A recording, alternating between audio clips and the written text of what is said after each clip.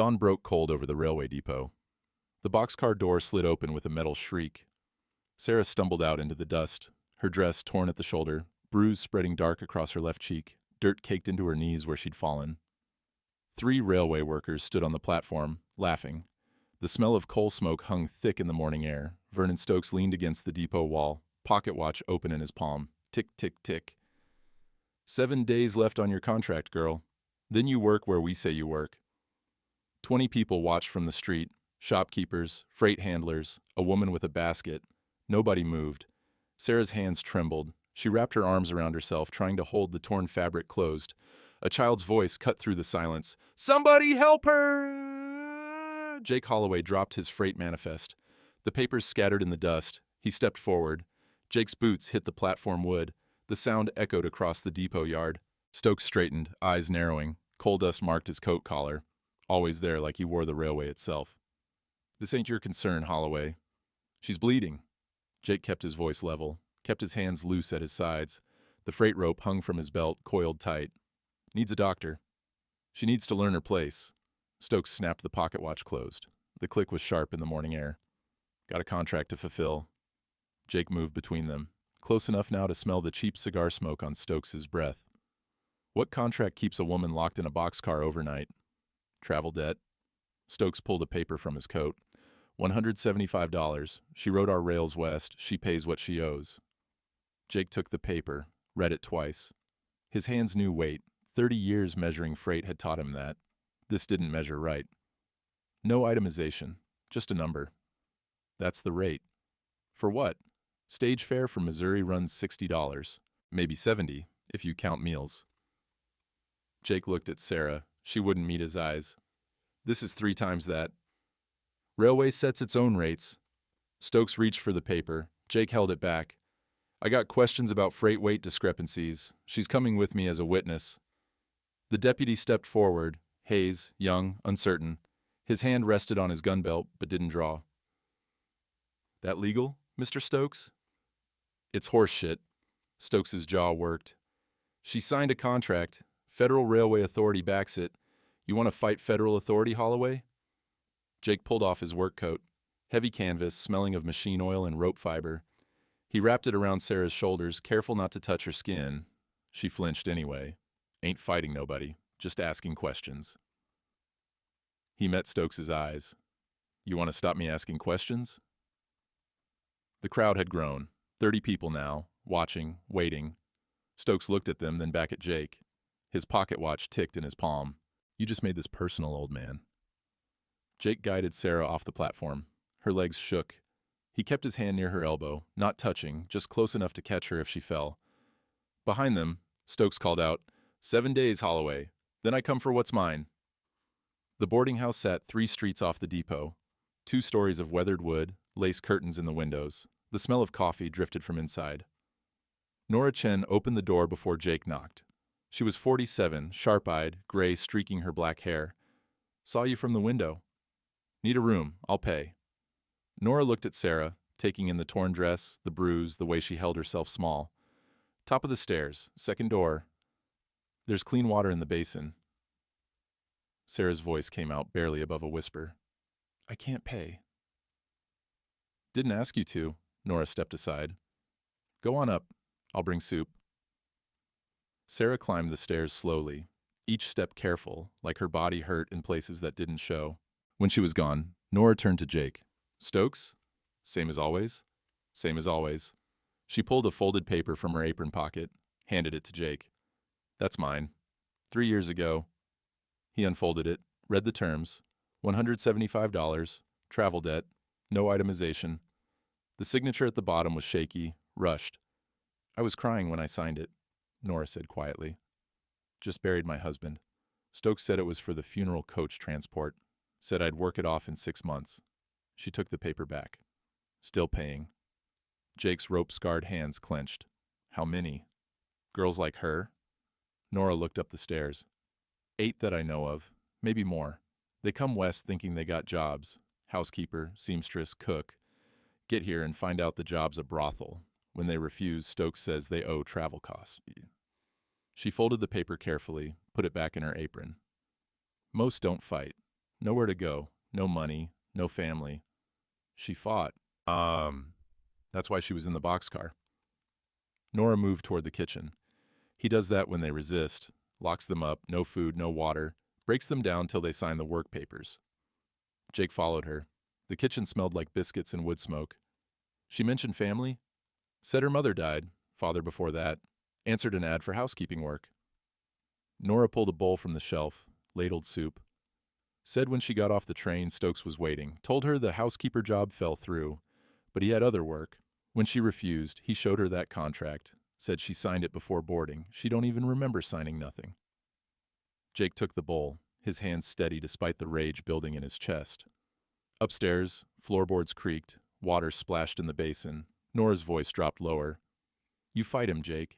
He'll come for you too. He owns half this town's debt, controls who gets freight contracts, who gets credit at the store. I know what he controls. Then you know what you're risking. I know. The train whistle blew. 2 sharp bursts, the countdown starting. The marshal's office smelled like old coffee and gun oil.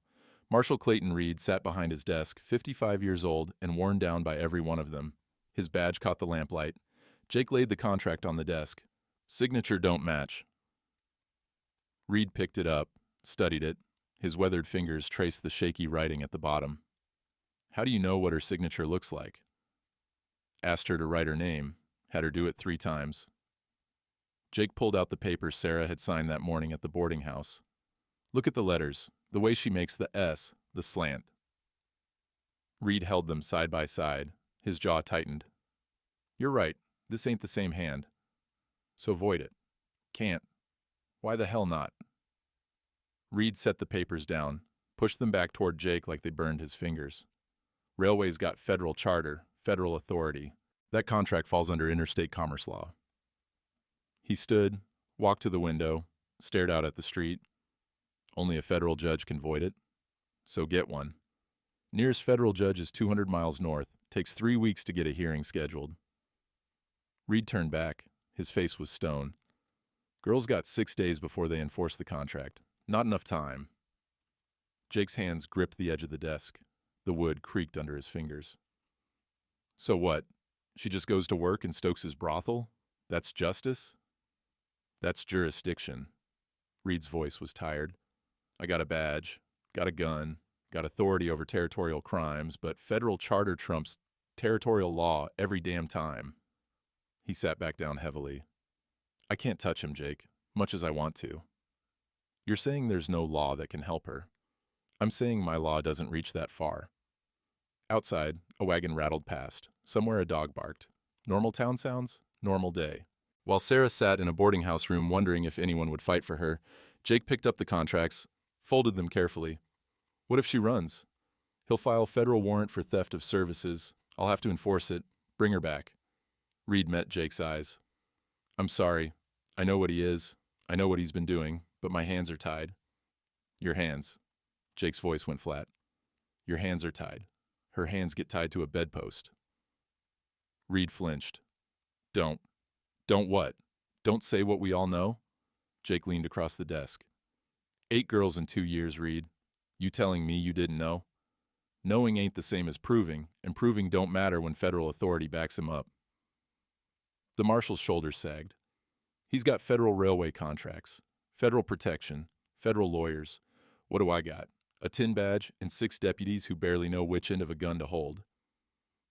Jake straightened, turned toward the door. Where are you going? To find another way.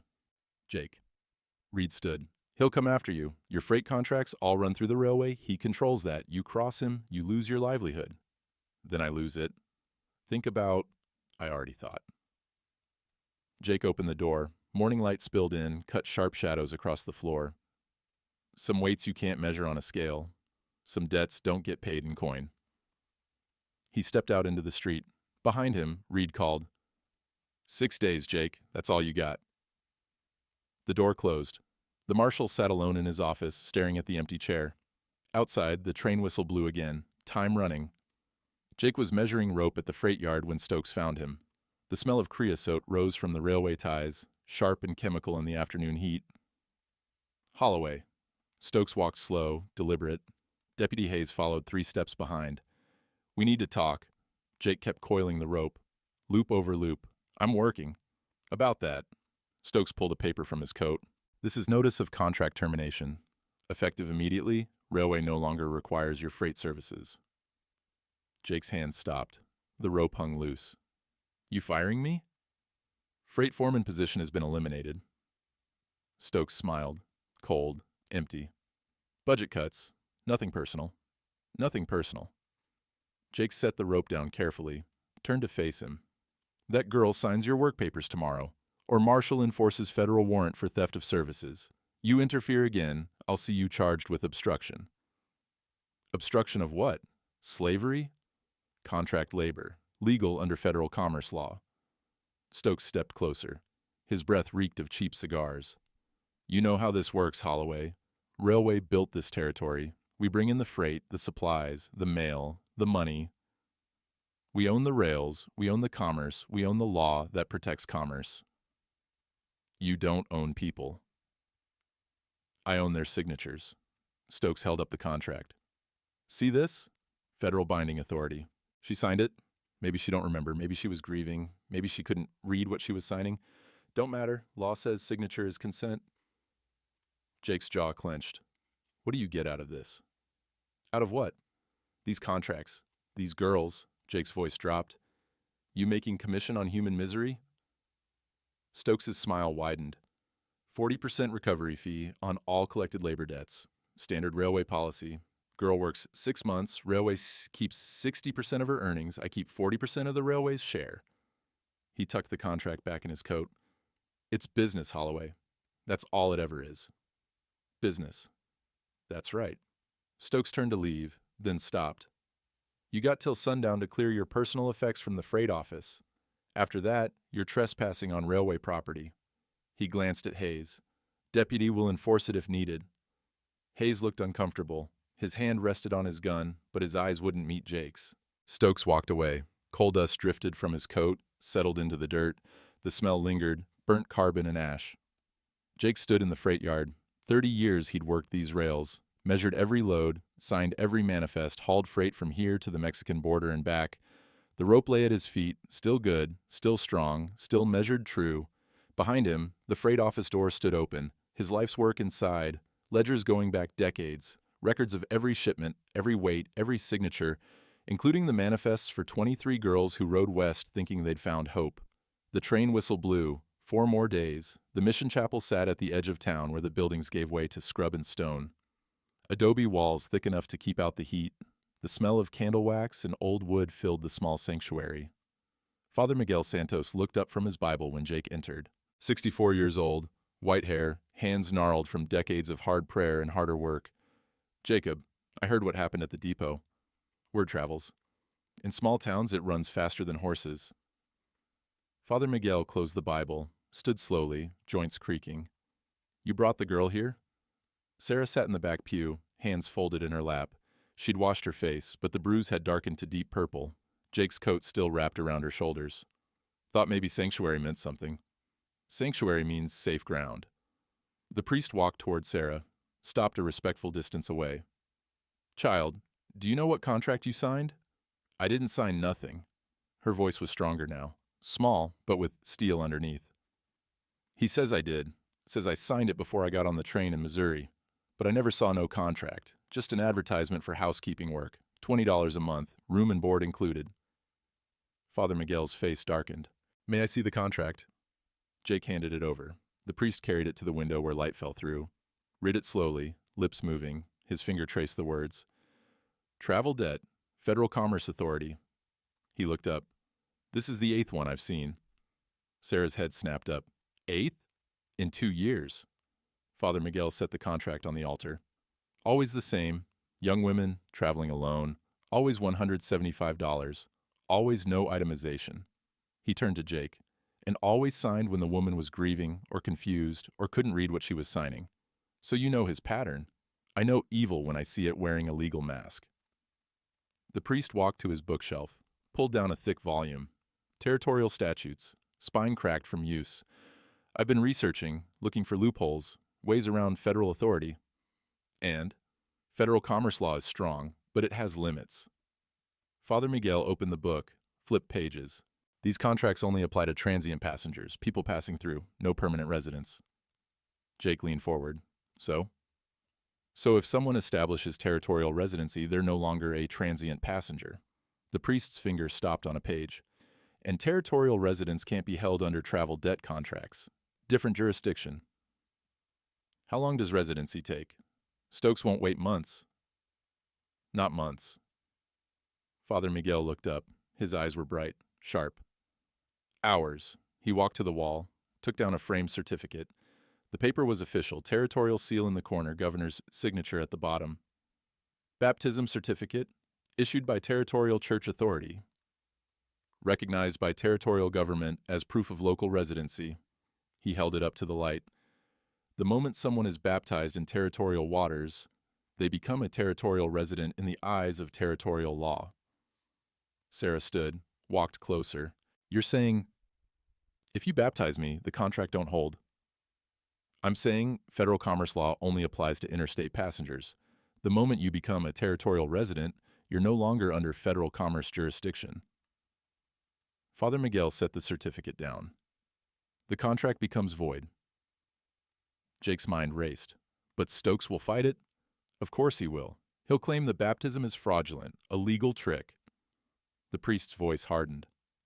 That's why it needs to be public, witnessed, a genuine religious ceremony with genuine witnesses, not a trick, a transformation. You'd do that? Sarah's voice cracked. Risk your mission for me? Father Miguel took her hands, gentle, warm. Child, I've been a priest for 40 years. I've baptized babies and old men and everyone in between, and I've never once asked if they had the right papers first. He smiled. God doesn't check jurisdictions. Neither do I. The candles flickered. Outside, wind rattled the mission door. Jake picked up the territorial statute book, read the passage, then read it again. This would actually work. If we do it right, if we have enough witnesses, if we make it clear this is a genuine religious ceremony, not a legal maneuver. Father Miguel released Sarah's hands. But you need to understand, Stokes will retaliate. He'll come after me, after this mission. He has power in this town. I don't want you losing your church for me, Sarah whispered. This building? Father Miguel looked around at the adobe walls, the rough wooden pews, the simple altar. This is just wood and stone. Church isn't the building, child. It's the people. And if people won't stand up when evil comes calling, then the building's already empty. He walked back to his desk, pulled out paper and ink. I'll prepare the baptism certificate. It needs to be perfect. Official seal, proper signatures, dated and witnessed. How long? Jake asked. Give me 1 day. Tomorrow at dawn, we baptize her in the creek. Public ceremony, open invitation. Father Miguel dipped his pen, and we pray that righteousness moves faster than Stokes's lawyers. Sarah looked at Jake, then at the priest. Why are you helping me? Father Miguel didn't look up from his writing. Because somebody once helped me, and because some debts get paid forward, not back. Jake's personal effects fit in one crate. 30 years reduced to ledgers and measuring tools. He carried the crate to the boarding house, set it in the corner of the common room. Sarah sat at the table, papers spread before her, freight manifests, numbers in neat columns. You read those? Jake asked. Trying to. She pointed to a line. This says stage weight, 240 pounds. What's that mean? Cargo weight, passengers and luggage combined. He sat across from her. Well, why are you asking? Nora said you measure freight, said you never get the numbers wrong. Sarah pulled another manifest, then another. I've been looking at these, the ones for when girls arrived. The stage weight's always the same, 240 pounds, every time. Jake took the papers, studied them. His hands moved on instinct, calculating weights in his head. That's too consistent. That's what I thought. Sarah laid out 5 more manifests, all from different months, all showing identical cargo weights. You think people weigh the same down to the pound? Different girls, different luggage, all the same number? No. Jake's jaw tightened. Someone's writing the same weight regardless of what's actually on the stage, making it look official without doing real measurement. And if the weight's wrong, then the freight charge is wrong. Jake stood, paced. His rope hung from his belt, swaying with each step. Standard freight rate is 12 cents per 100 pounds. If he's charging for 240 but actual weight is only 80 or 90, he's overcharging. By 3 times or more. Jake's hands clenched. And if he's doing it for girls, he's doing it for other freight too. Sarah shuffled through more papers. How many manifests you got here? 2 years' worth. Everything I kept personal copies of. Jake pulled the crate closer, started lifting out more ledgers. Railway keeps the official records, but I always made duplicates. Habit from when I was young. Foreman who trained me said trust your own counting, not someone else's. They worked in silence. The smell of coffee drifted from the kitchen. Outside, the evening train whistle blew. Sarah found them first. Jake, look. 12 manifests, 12 girls' arrivals, all the same weight, all the same freight charge, all the same final calculation. $175. Jake's hands shook as he read them. I signed these, every one of them. I verified these weights. I accepted these numbers. His voice went hollow. I hauled them, all 12, signed the papers, never questioned it. You didn't know. I should have. He set the manifests down, pressed his palms flat on the table. I measure freight for a living, down to the ounce, and I accepted these numbers without checking, without weighing, without questioning. He looked up at her. You rode that stage. How much did your luggage weigh? 1 bag, maybe 30 pounds. And you? 110, 115. So real weight was maybe 145. They charged for 240. Jake's rope-scarred fingers traced the numbers. 95 pounds of ghost freight charged at 12 cents per 100. That's... He did the calculation. $11 overcharge, times 3 for the markup rate Stokes uses. His voice died. $33. Sarah's hands were steady now. No trembling, just cold anger. Real stage fare should have been $58. He charged me $175. That's 3 times the actual cost. Jake stood, gathered the manifests. I need to find the others. Need to see if this pattern holds for all 23. 23? Girls who came through in 2 years. Nora said 8. But if there's 12 in my copies alone... Jake's jaw set. I'm betting there's more. And I'm betting every single one has the same ghost freight, same fake numbers, same overcharge. The floorboards creaked. Nora stood in the doorway, holding 2 coffee cups. You're going to need help finding them. Why? Because I know where 3 of them work now, still in town, still paying. She set the cups down. And because if you're going to fight this, you need more than numbers.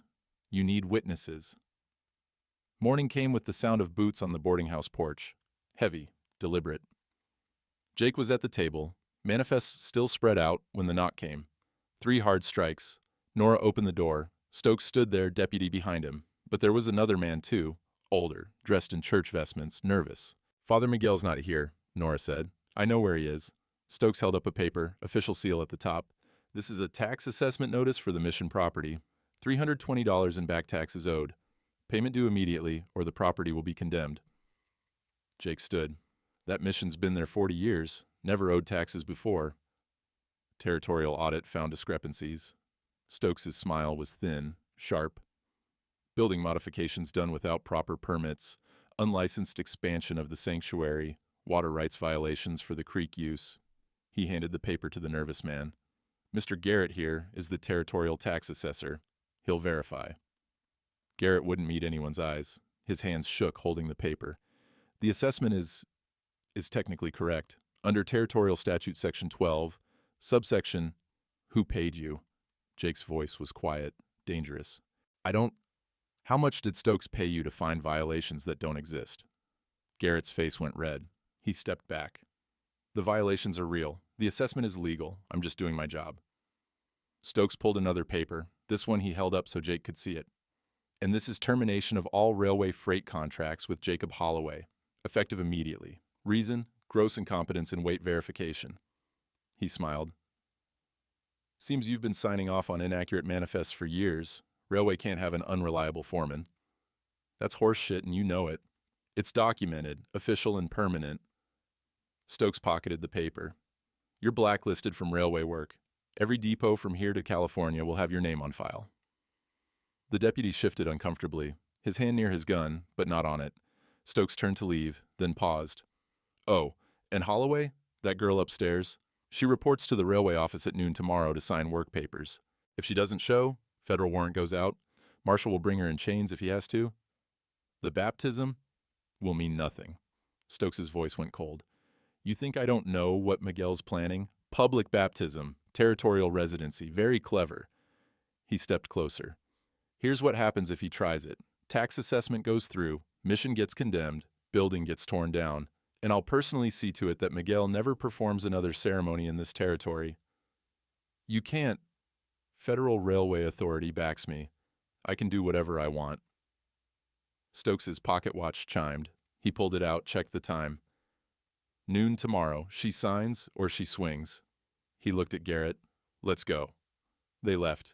The door closed. The smell of coal smoke lingered, burnt carbon and threats. Nora sat down heavily. He's going to destroy everything. Jake stared at the manifests on the table. 12 girls, 23 total, all the same fraud, all the same numbers. Outside, the train whistle blew. 3 days left. Sarah came down the stairs. Her face was set, hard. I'll sign. No. He'll take the mission. He'll take your livelihood. He'll take everything. Her voice didn't shake. I won't let that happen for me. It's not for you. Jake picked up the manifests. It's for all 23, and for every girl who comes after. Father Miguel appeared in the doorway. He'd been standing outside, listening. His face was gray, tired, but his eyes were still sharp. We baptize her at dawn, he said quietly, whatever it costs. The boarding house dining room smelled like biscuits and strong coffee. Evening light slanted through the windows. 3 women sat at the table with Sarah and Nora, quiet, watchful, each holding the same contract in her hands. I'm Margaret. The first woman was maybe 30, red hair pulled back. Her fingers traced her signature at the bottom of the page. Came out here 2 years ago. Ad said seamstress work. Got off the train, found out the truth. Been working it off ever since. How much you paid down? Jake asked. $60 over 24 months. Margaret's voice was flat. Stokes says I still owe $115. Says there's interest, processing fees, room charges. She set the contract down. Numbers never get smaller. The second woman was younger, dark-skinned, careful eyes. I'm Clara. 18 months for me. Paid $42. Still owe $133 somehow. The third stayed silent. Nora touched her arm gently. It's all right. You don't have to... Elizabeth, her voice was barely audible. 10 months. I ain't paid nothing yet. Can't. They keep it all for room and board. She looked up, tears on her cheeks. I'll never get free. Sarah reached across the table, took Elizabeth's hand. We will. All of us. How? Margaret's laugh was bitter. You saw what he did to you, locked you in a boxcar. He's done worse to others. Girl named Hannah tried to run last year. They caught her, brought her back. She signed the papers that same day. Margaret's hands clenched. We got nowhere to go. No money, no family. And he owns the law. Jake laid the manifests on the table. He don't own math, and math don't lie. He showed them the numbers, the identical weights, the ghost freight, the pattern across 23, different girls over 2 years. Every one of you was overcharged. Real stage fare was maybe $58. He charged $175. That's fraud. Fraud don't matter if no one believes us, Clara said quietly. Then we make them believe. Nora stood, poured more coffee. The smell filled the room, warm and bitter. Father Miguel's doing the baptism at dawn. Public ceremony at the creek. He's calling it a spiritual renewal for the community. What's that got to do with us? Everything. Nora set down the pot. Sarah gets baptized. She becomes a territorial resident. Contract becomes void. But Stokes will fight it. He'll say it's a trick, a legal dodge. She looked at each woman in turn. Unless there's more than one witness, unless there's a crowd, unless this becomes bigger than just one girl. Margaret shook her head. He'll destroy us. He's already destroying you. Sarah's voice cut through, strong, clear. Every month you pay, every month the debt grows. When does it end? When you're 50, 60, when you die? Silence. Elizabeth wiped her eyes. If I stand with you tomorrow, if I'm there when you get baptized, he'll know. He'll come for me. He'll come anyway, Jake said. Question is whether you face him alone or together. More silence. The wind rattled the windows. Outside, a dog barked. Clara spoke first. "I'll be there." Margaret took longer. Her hands shook. But finally she nodded. "Me too." Elizabeth stared at her contract, at the signature she'd made 10 months ago when she still believed the lies. "I ain't brave." "Don't have to be brave," Nora said. "Just have to show up." Elizabeth folded the contract, tucked it in her pocket. "Then I'll show up." Father Miguel's hands moved steady as he wrote. The certificate paper was thick, official, territorial seal pressed into the wax at the top. Jake watched from the doorway. The mission chapel smelled like candle wax and old prayers. "This has to be perfect," the priest said. "Every word, every date. If there's any question about authenticity, Stokes will use it." "How many baptisms you done?" "In 40 years?" Father Miguel dipped his pen in ink, careful strokes forming Sarah's name. "Hundreds, maybe 1,000. I stopped counting after a while." He looked up. "But I remember the important ones, the ones that change something." "This one's important. This one's necessary." The priest returned to his writing. "There's a difference. Important ceremonies mark life's milestones. Necessary ceremonies save lives." Sarah entered carrying a bundle of cloth. White cotton, simple, clean. "Nora gave me this, said it's proper baptism clothes." Father Miguel smiled. "Nora thinks of everything." He set down his pen. "Come here, child. Let me teach you the words." He stood, led her to the altar. Jake stayed by the door, listening. "The ceremony is simple. I'll ask if you renounce evil. You say, 'I do.' I'll ask if you accept Christ's salvation. You say, 'I do.' Then we go to the creek. You step in. I'll lower you under the water 3 times for the Trinity. When you rise the 3rd time, you'll be baptized." "And that makes me a territorial resident?" "The certificate makes you a territorial resident. The baptism makes you a child of God." Father Miguel's voice softened. "One is legal protection. The other is eternal protection. Both matter." He went back to the desk, signed his name at the bottom of the certificate, applied his official seal. "This is dated for tomorrow at dawn. Witnessed by—" He looked up. "Who will stand as witnesses?" "Me," Jake said. "Nora, 4 other women who've been trapped the same way." 6 witnesses. Father Miguel nodded. "Good.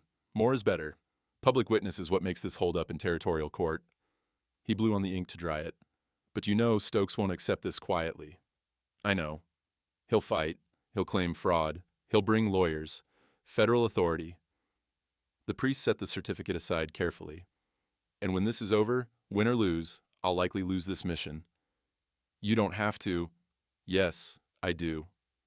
Father Miguel stood, his old bones creaking. "You know what I learned in 40 years of ministry? Faith without action is just words. Words are cheap. Action costs." He walked to the window, looked out at the creek that ran past the mission. "Tomorrow at dawn, we pay what this costs." Jake's hand rested on the rope at his belt. 30 years of measuring loads, calculating weights, verifying truth. Some weights you can't measure with rope.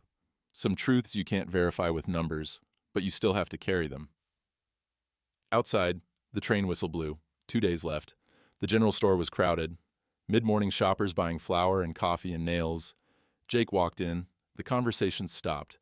Henry Morrison stood behind the counter, 50 years old, gray beard, hands stained with ink from his ledger keeping. He didn't look up. "Can't help you, Jake." "Need coffee, 2 pounds." "Can't sell to you." "Why not?" Morrison finally met his eyes. "Railway sent word. Anyone doing business with you gets their credit pulled. Their freight contracts canceled." He gestured at the shelves. "Half what I sell comes in on railway freight. Other half I buy on railway credit. You understand?" "I understand Stokes owns you." "Stokes owns everyone." Morrison's voice dropped.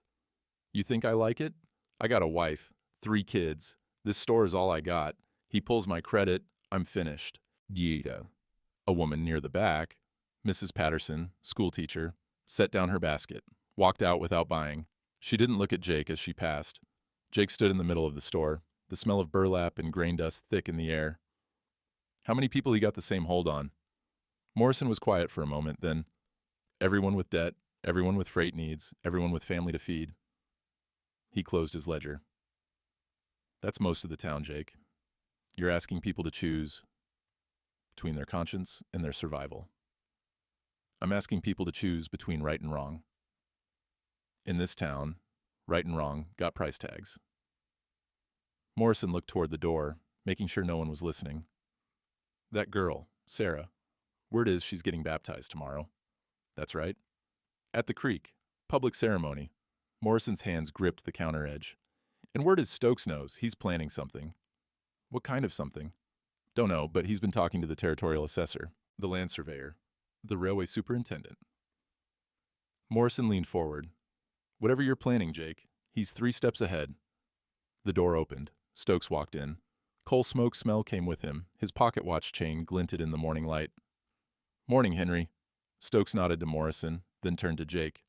Holloway, thought you'd be packing, moving on, finding work in some other town that doesn't know your reputation. I ain't going nowhere. No? Stokes browsed the shelves, picked up a can of peaches, read the label like he had all the time in the world. Heard you've been spreading lies, showing fake manifests, claiming railway fraud. Manifests ain't fake. Numbers don't lie. Numbers lie when the man reading them is incompetent. Stokes set down the can. You signed those manifests, Holloway, verified those weights. If there's fraud, you're part of it. Maybe the marshal should investigate you for falsifying railway documents. Jake's hands clenched. You want to play it that way? I don't play. Stokes stepped closer. His voice went cold. Quiet. You got that girl thinking baptism will save her. Got her thinking territorial law trumps federal authority. You're giving her false hope. And when it fails, when the federal warrant still stands, she'll break worse than if she'd just signed the papers from the start. It won't fail. It already has. Stokes pulled a telegram from his pocket, unfolded it. Federal District Attorney confirms that baptism ceremonies don't affect existing contract obligations. Religious activity doesn't void legal documents. He held it up so Jake could read. This came in an hour ago, straight from the territorial capital. Jake took the telegram, read it. The words were there, clear, official. His stomach went cold. So you see, Stokes continued, tomorrow morning you can have your little church ceremony. Splash around in the creek, say your prayers, won't matter. That girl still owes $175. And at noon, she'll report to work it off. He walked to the door, stopped. And Holloway, keep spreading your lies. I'll have you arrested for criminal libel. Federal charges, 5 years in territorial prison. He smiled. Be a shame, man your age. Wouldn't last 6 months. Stokes left. The smell of coal smoke lingered. Morrison exhaled slowly. Jake, I know. You can't win this. Jake looked at the telegram, read it again. The words didn't change. Federal authority, existing contracts, no religious exemption. Father Miguel had been wrong. The loophole was closed. Outside, someone laughed. Life going on. Normal day. Jake folded the telegram, put it in his pocket. Need coffee, Henry? 2 pounds? I'll pay cash? I told you I can't. I'll pay double, triple if I have to. Jake pulled out coins, set them on the counter. More than the coffee was worth. My money's good even if my name ain't. Morrison looked at the coins, at Jake, at the door where Stokes had left. Finally, he reached under the counter, pulled out a bag of coffee. Take it. No charge. Henry, take it and go, before someone sees. Morrison pushed the bag across. And Jake, whatever you're planning for tomorrow, don't. The freight office was locked. Jake used his old key. Technically, he wasn't supposed to have it anymore. Technically, this was trespassing. He didn't care. The office smelled like dust and old paper. His desk sat in the corner, empty now, cleared out, but the filing cabinets remained. Railway property, full of manifests going back years. Jake lit a lamp. The yellow glow pushed back shadows. He started with the drawer marked 1881, pulled out files, read through manifests one by one, looking for the pattern, looking for the proof, found the first one 30 minutes in, stage arrival, female passenger, cargo weight 240 pounds, freight charge calculated from there. Name at the bottom, Hannah Schultz. He set it aside, kept searching, found another, then another. By midnight, he had 23 manifests spread across the desk. All identical weights, all identical charges, all women's names, 23 girls in 2 years, all charged $175, all carrying ghost freight that didn't exist, but it was more than that. Jake pulled out his freight ledger, the one he'd kept personal copies in, cross-referenced the dates, Every single arrival, he'd been the foreman who signed off. Every single time, he'd accepted Stokes's weight numbers without checking, without measuring, without questioning. He'd hauled them. All 23, signed the papers, made the fraud official. His hands shook, holding the manifests. The door creaked behind him. Jake spun, hand going to his belt where the rope hung. A figure stepped into the lamplight. Small, thin, familiar. "Thought I might find you here." And the freight clerk, young kid, maybe 20, held up his hands. "Ain't gonna turn you in." "Tommy, what are you doing here?" "Same as you, looking for proof." Tommy moved to the desk, looked at the manifests, whistled low. "That's a lot of fraud." "You knew?" "Suspected, couldn't prove it." Tommy pulled a key from his pocket, walked to the locked filing cabinet in the corner. "But I know where he keeps the real records." He unlocked it, pulled out a ledger, black leather, Stokes's name embossed on the cover. Commission log. He's supposed to keep it locked in the railway superintendent's safe, but he keeps a copy here, hidden. Tommy opened it. Every contract, every collection, every 40% cut. Jake took the ledger, read the entries, page after page of names, amounts, commission calculations. 23 girls, but not just girls. Widows who'd bought train tickets, men who'd shipped freight, families who'd moved west, all overcharged, all carrying ghost weight, all paying inflated fees. The pattern went back 4 years, not 2, 4. 57 total victims, over $8,000 in fraudulent charges, $3,000 in commission to Stokes. "Jesus Christ," Jake whispered. "Gets worse."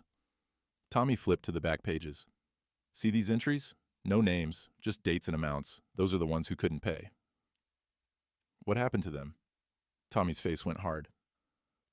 "Work contracts, like Sarah's, like the others." He pointed to a column of numbers. 23 women, 14 men sent to railway labor camps. 8 families lost their homesteads. He closed the ledger. "He's been doing this since the railway came through. Systematic, organized, and completely legal as far as anyone knows." Jake's mind raced. The telegram in his pocket said baptism wouldn't work. Federal authority protected the contracts. But this ledger showed a pattern, not one fraud, not 23, 57, a system built on false numbers and trapped people. "I need to copy this," Jake said. "Can't. He'll notice if it's gone even one night." Tommy thought for a moment. "But I can keep the office door unlocked tomorrow. You want to bring the marshal, bring witnesses, show them where it's hidden? I'll be conveniently somewhere else." "Why you helping?" Tommy looked at the manifests on the desk. "My sister was number 14, 3 years ago, Hannah Schultz." His voice broke. "She never got free, worked herself to death trying to pay what she didn't really owe." He walked to the door, stopped. "Dawn baptism, right?" "Right. I'll make sure Stokes gets an urgent telegram that morning, something that needs his attention at the depot. Keep him busy while you're at the creek." Tommy stepped into the darkness. "After that, you're on your own." The door closed. Jake stood alone in the freight office. 23 manifests, 1 ledger, 57 victims. The train whistle blew. One day left. Jake sat alone on the boarding house porch. 3 in the morning, the stars were cold and sharp overhead. He'd copied the names in his head. All 57, every person Stokes had cheated, every signature Jake had verified. Hannah Schultz, dead at 24, worked herself to exhaustion. Maria Gonzalez, sent to labor camp, never heard from again. William and Sarah Porter, lost their homestead. Children scattered to orphanage, the manifest spread before him, his signature on everyone clear, official, complicit. The door creaked. Nora stepped out carrying 2 cups of coffee. She handed him one without speaking, sat in the chair beside him. They drank in silence. The coffee was bitter, strong. The smell of it cut through the cold night air. "You didn't know," Nora said finally. "I should have. Knowing and suspecting ain't the same thing. I measure freight for a living." Jake set down his cup. His hands wouldn't stop shaking. 30 years. Every load, every weight, down to the ounce. That's what I do. That's what I'm good at. He looked at the manifests. "And I signed off on ghost freight. Accepted numbers that didn't make sense. Never questioned. Never checked. He's good at lying. That don't make you responsible. I hauled them, Nora." His voice cracked. "Every single girl. I loaded the stagecoaches. Checked the cargo. Signed the papers. I saw Hannah get on that stage. Young, hopeful, scared." He closed his eyes. "I handed her luggage up to the driver. 1 bag, light as feathers, maybe 30 pounds, and I signed a manifest that said 240. You trusted the numbers you were given. I trusted wrong. Jake stood, paced to the edge of the porch. The rope at his belt swayed with each step. You know what I've been telling myself for 30 years? That I'm an honest man, that I measure true, that I don't cheat. He laughed, cold, bitter. Turns out I've been cheating people for years. Just didn't have the spine to admit I was doing it. The wind picked up. Somewhere a coyote called. Nora stood, walked to stand beside him. My husband died on a railway work crew, crushed under a freight load that wasn't secured right. Railway said it was his fault. Poor workmanship. Denied his death benefit. She stared out into the darkness. I got his contract afterward. Found out they'd been skimming his wages for equipment fees that didn't exist, charging him for tools he never used. By the time he died, he'd worked 9 months and earned nothing. Jesus. You know what the worst part was? His foreman had signed off on every pay voucher, every deduction, every fake charge. Nora's voice was steady, hard. Man named Peters. Good man, honest man.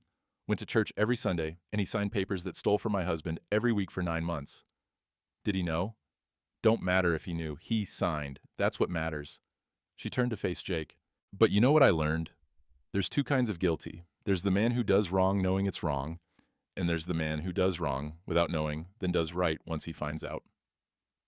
She picked up his coffee cup, held it out to him.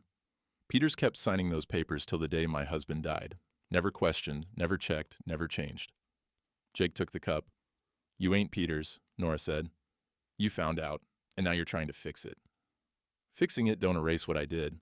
No, but standing still makes it worse. She walked to the door, stopped. Sarah's sleeping, so's Margaret and Clara and Elizabeth, 4 women who got a chance tomorrow because you decided to do something instead of nothing. She opened the door. Some guilt you carry forever, some guilt you transform into purpose. Your choice which one this becomes. She went inside.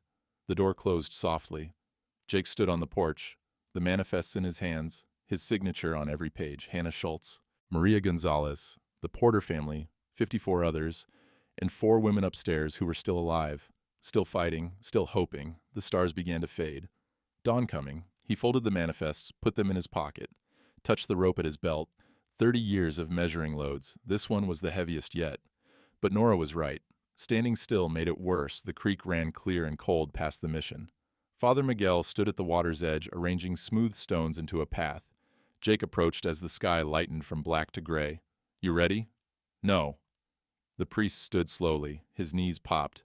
But readiness and necessity rarely arrive together. The telegram from the federal attorney. I know. Tommy brought me a copy last night. Father Miguel brushed dirt from his hands. Federal authority says baptism doesn't void existing contracts. So this won't work.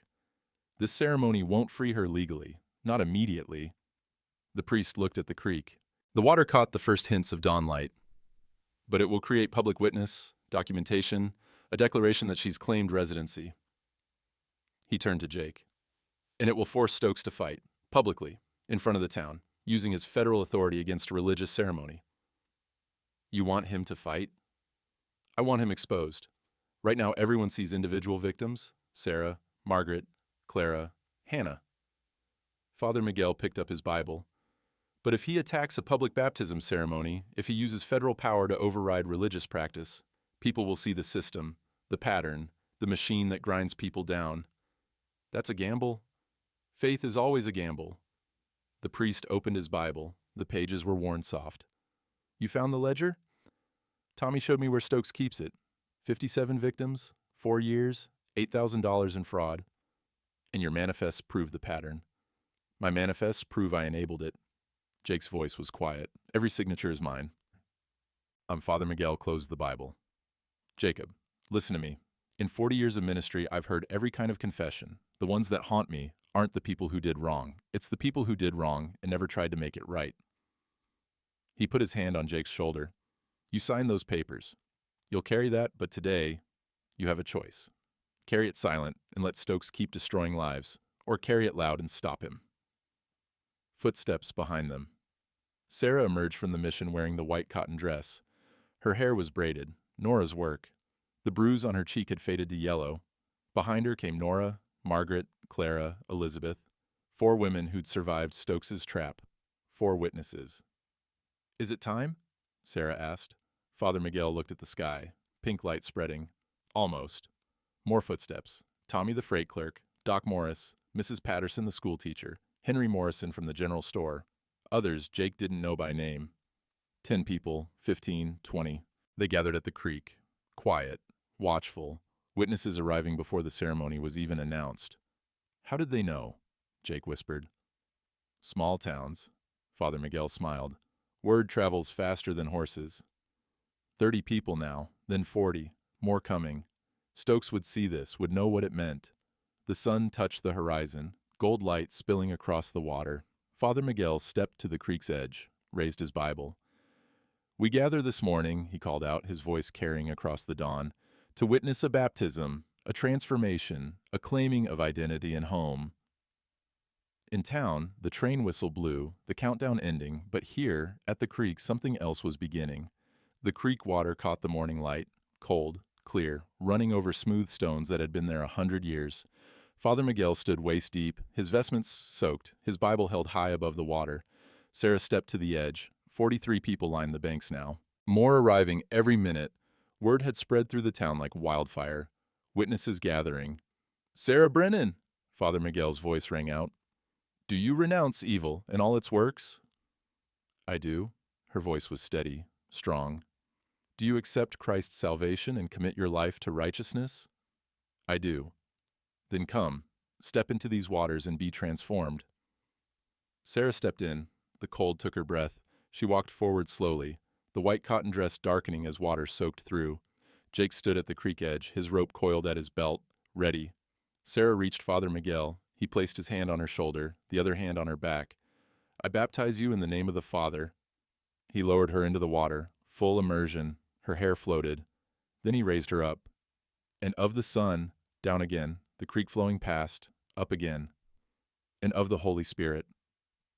The third time, Sarah went under completely. The water closed over her head. For a moment, everything was silent. Just the sound of this creek running, the morning birds calling. Then she rose, water streaming from her hair, her dress, her face. She gasped for air, her eyes wide, alive. The gathered crowd murmured. Approval, witness. Father Miguel turned her to face them. "Behold, Sarah Brennan, baptized this day in the waters of Arizona Territory, resident, citizen, child of God." He pulled the certificate from inside his coat. Protected in oilcloth, it had stayed he held it high, the territorial seal visible, official. "Witnessed by all present, recorded by territorial church authority, legal and binding under—" "That ceremony means nothing."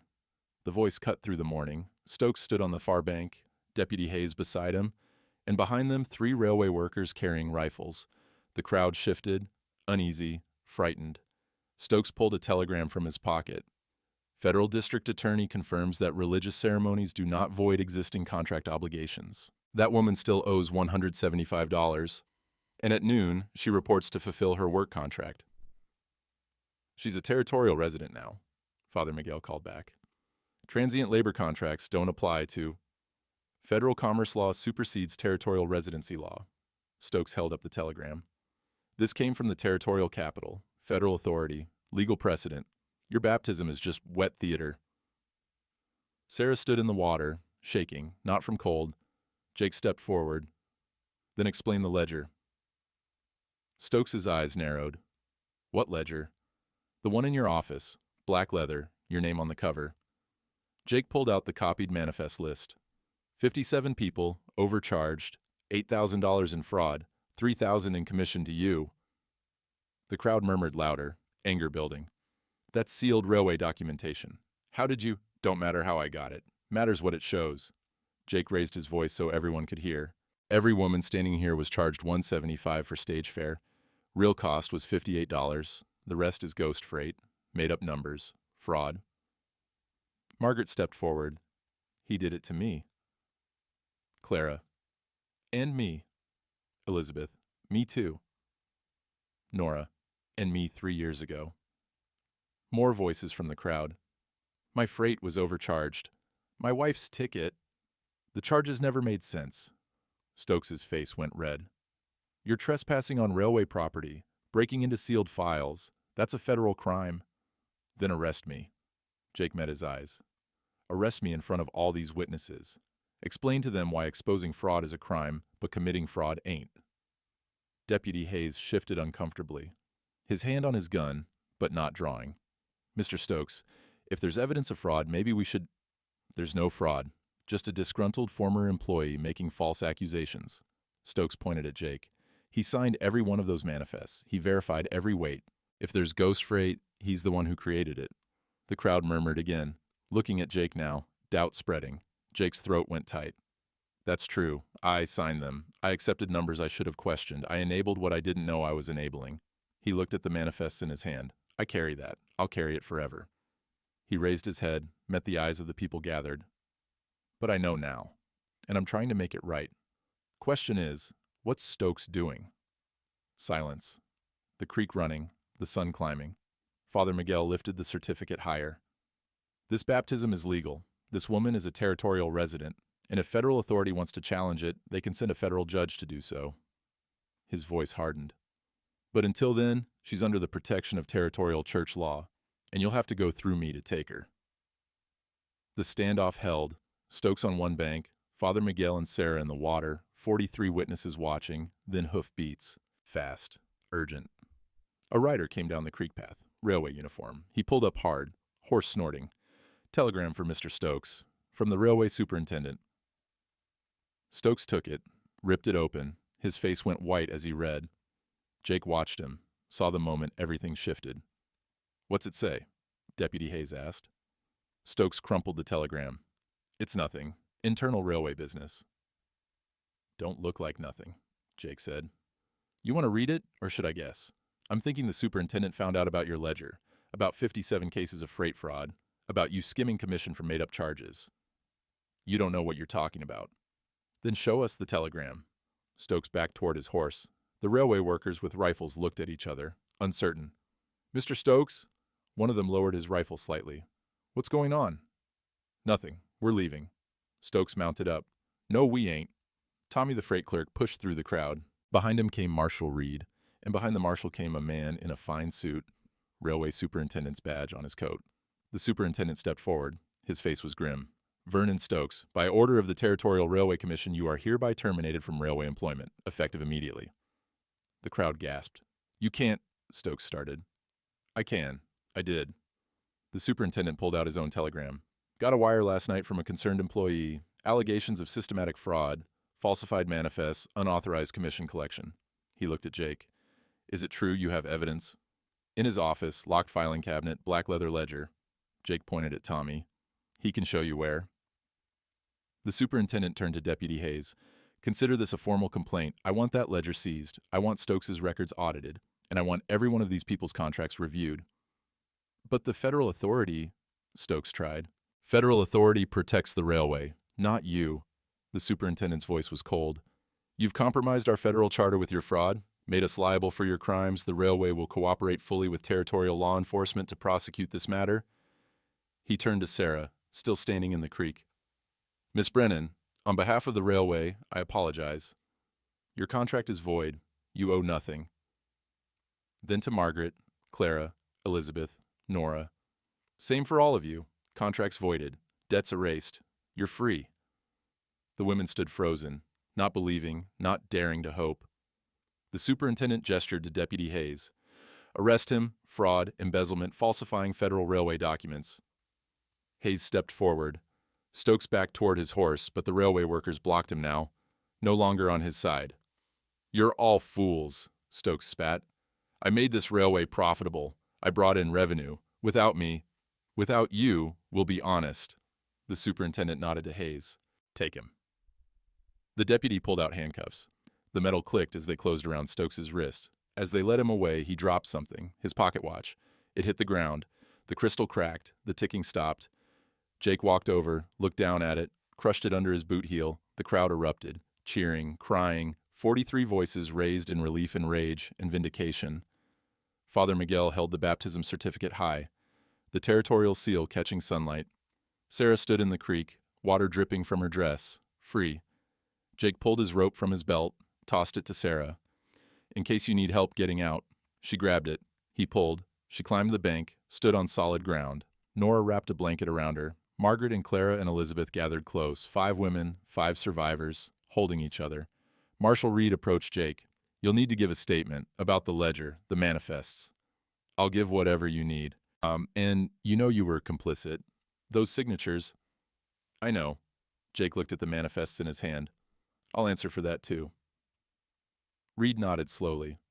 Might be charges, might not. Depends on what the audit shows, if you were deceived or if you were knowing. Either way, I'll stand for it. The marshal studied him, then held out his hand. You did right today. Eventually. Jake shook it. Eventually's better than never. The sun climbed higher. The creek kept running. Clean water, clear water, washing everything downstream. The railway office was different with honest men inside it. Marshal Reed and the superintendent went through Stokes's files. Tommy showed them where everything was hidden. Jake stood in the doorway, watching, waiting. The black leather ledger lay open on the desk. 57 names, 4 years of fraud, the numbers adding up to theft measured in destroyed lives. The superintendent looked up. Mr. Holloway, your manifests? Jake handed over the copies he'd made.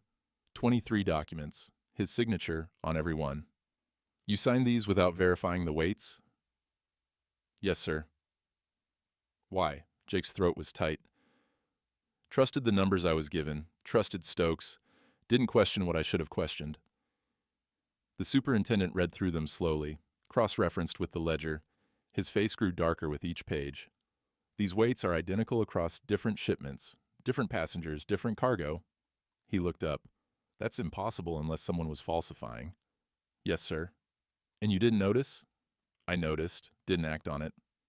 Jake met his eyes. That's on me.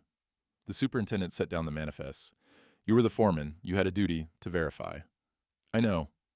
People were harmed because you didn't do your job. I know that too. Silence. The marshal watched.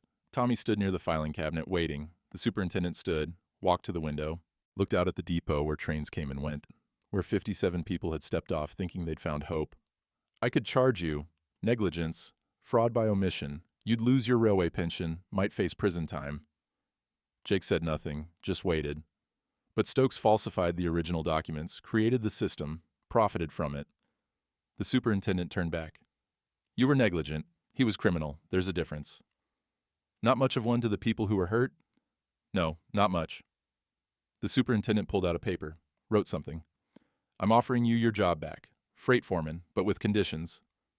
Jake blinked. Sir? First condition, you personally audit every manifest, every weight, every charge.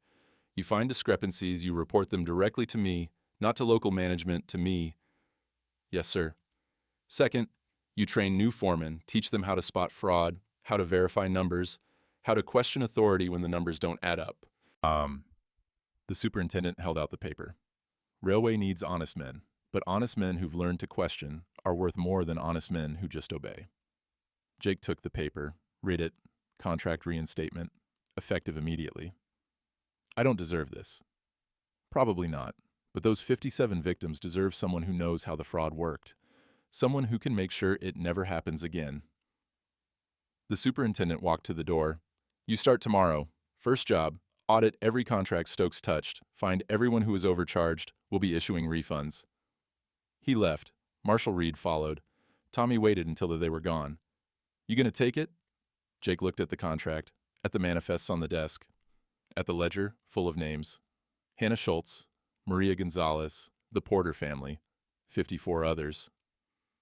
Yeah, he said quietly, I'm gonna take it.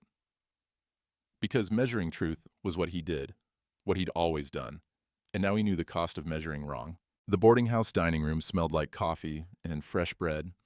Morning light spilled through the windows. Sarah poured coffee for Jake, her hands steady, no trembling. She set the cup in front of him, then sat across the table. Superintendent said he's hiring, she said. Telegraph operator position, $22 a month. You gonna take it? Already did, she smiled. Small, real. Starts Monday. Nora's teaching me Morse code. Margaret walked in carrying a basket. Got my seamstress shop papers approved. Opening next week. She sat down. Need help if you're interested, Clara.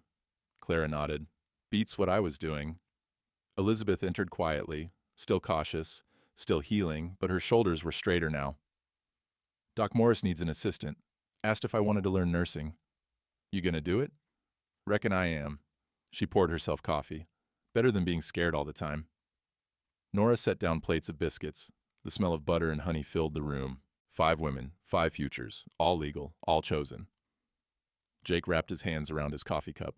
The rope hung from his belt, still there, still useful, but different now. He'd measured wrong for years, enabled harm, signed papers that destroyed lives, but he'd also stopped it. Found the pattern, stood witness, made it right when he could have stayed silent. Some weights you carry forever, some weights you transform into purpose. Father Miguel appeared in the doorway. His mission still stood. The tax assessment had been withdrawn. Turned out it was fraudulent too. Everything Stokes touched had been rotten. Thought I'd find you all here, the priest said. Came to say thank you. For what? Sarah asked. For reminding me why buildings matter, why ceremonies matter, why standing up costs something, and why that cost is worth paying. He smiled. Baptized 3 more people yesterday. Word spreading. Church is full for the first time in years. Outside, the train whistle blew. But it was just a sound now. Not a countdown, not a threat. Just a train moving through, taking people somewhere. Maybe toward hope. Maybe toward home. The morning stretched out ahead, clean, clear, full of ordinary futures that would have been impossible 3 days ago. Sarah refilled Jake's coffee. He nodded thanks. Some debts get paid in water, some in witness, some in the quiet work of measuring true from here on out. The morning sun broke over the boarding house porch. Sarah sat with her coffee, baptism certificate folded in her pocket. Not hidden, just carried, the way you carry proof of who you are. Jake walked up the road, freight manifest under his arm. Same rope on his belt, same worn hat. Different man. He'd hauled 23 girls' freight over 2 years, weighed every load, signed every paper, never questioned the math that didn't add up. Some guilt you carry forever, some you transform into purpose. Nora stepped out, handed him coffee. No words needed. They'd built something here. Not from trust, but from truth witnessed. Father Miguel walked past, tipping his hat. His mission still stood. Some buildings you fight for, some fights make the building matter.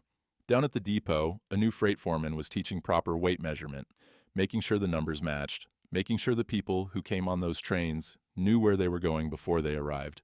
The railway still ran, still hauled freight, still brought people west. But now someone was counting. Sarah looked at her hands, same hands that gripped boxcar bars, same hands that trembled signing papers she couldn't read. Different now, steadier. She could read a manifest, calculate weight, pour coffee without asking permission. Train whistle blew. She turned toward it, didn't flinch, just listened. Some sounds stop being threats when you know you can walk away. Out here, law is just ink until someone witnesses it. And witness means standing up when standing up costs something. The rope measures weight, the water transforms names. The fire purifies records, but it's the witness that makes it mean something.